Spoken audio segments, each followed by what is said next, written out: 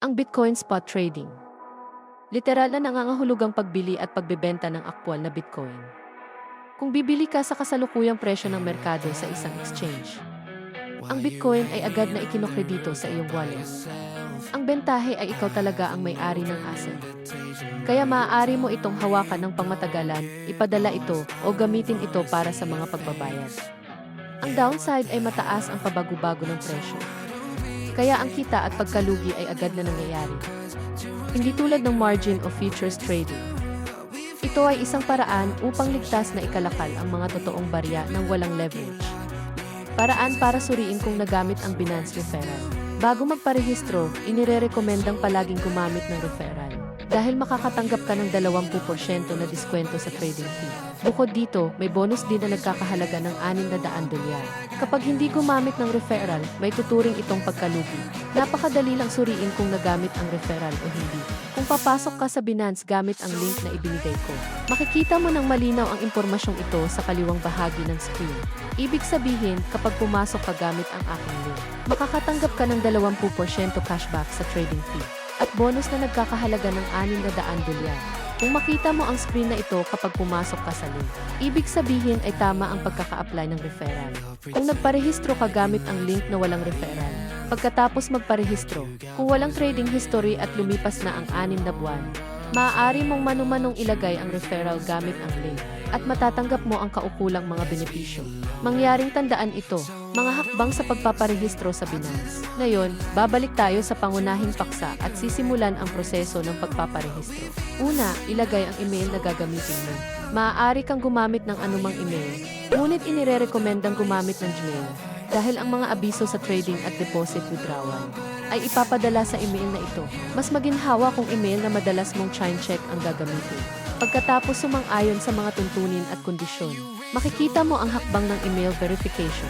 Pumunta sa inbox, kopyahin ang verification code, at i-paste ito. Kung hindi ka nakatanggap ng email, pakisuri rin ang spam folder. Sa huli, gumawa ng password. Ang password ay dapat hindi bababa sa 8 character.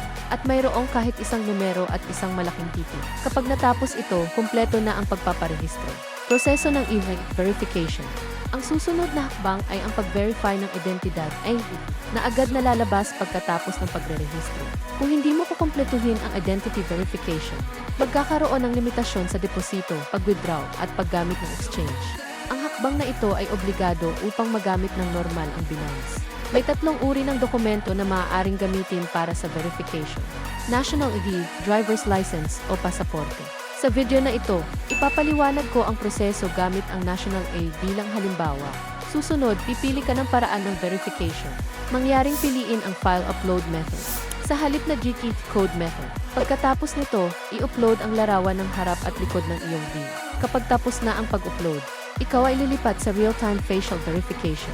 Iposisyon ng maayos ang iyong mukha sa frame ng screen at sundin ang mga tagubilin tulad ng pagkurap o paggalaw ng ulo pakaliwa at pakanan. Sundin lamang ang mga instruksyon na ibinibigay. Karaniwan, ang verification ay tumatagal ng humigit kumulang 5 minuto hanggang 1 oras. Kapag matagumpay nang nakumpleto ang identity verification, magpapatuloy na tayo sa spot trading. Spot trading.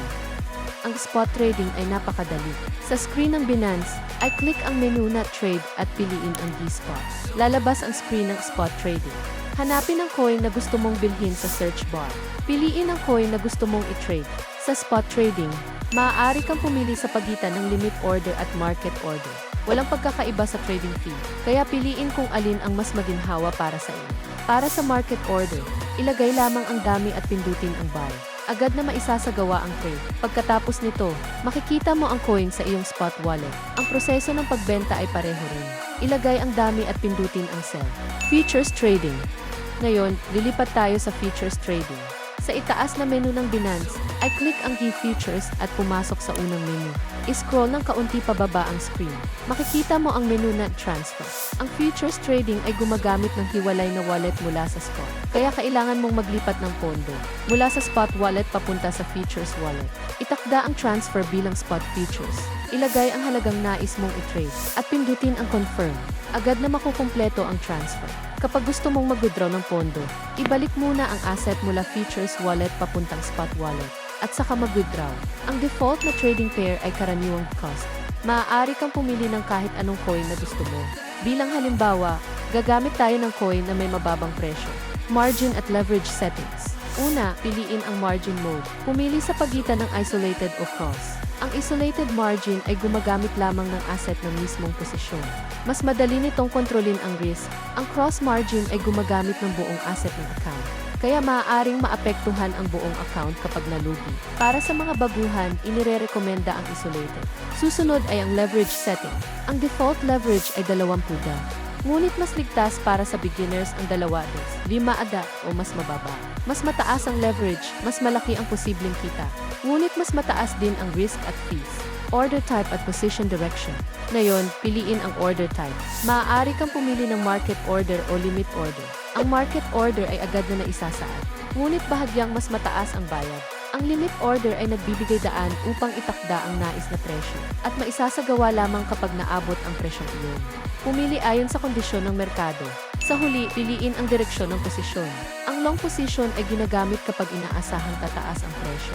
Ang short position ay ginagamit kapag inaasahang bababa ang presyo. Kapag nakapasok na sa posisyon, makikita ang detalye sa ibabang bahagi ng screen. Paano isara ang trade? Kapag nais mong isara ang trade, maaari kang pumili ng market o limit order.